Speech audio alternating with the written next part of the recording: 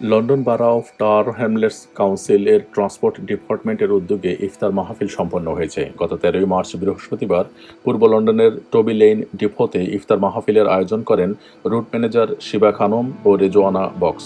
অনুষ্ঠানে প্রধান অতিথি হিসেবে উপস্থিত ছিলেন টাওয়ার হ্যামলেটস কাউন্সিলের পাবলিক রিয়লমের পরিচালক Ashraf Ali, business manager operational services Richard William.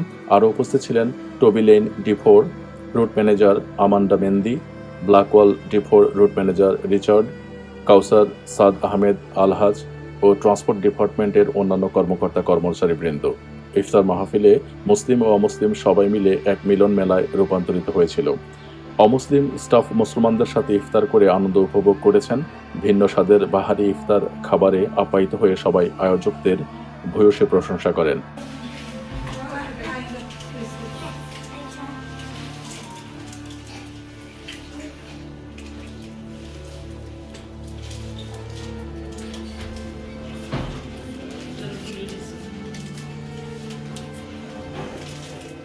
Ramzan মাস জাহান্নাম থেকে নাজাত লাভের মাস, সুতরাং বেশি বেশি ইবাদত ও ইস্তেগফারের মাধ্যমে মুক্তির পরোয়ানা লাভ করার একটি সুবর্ণ সুযোগ।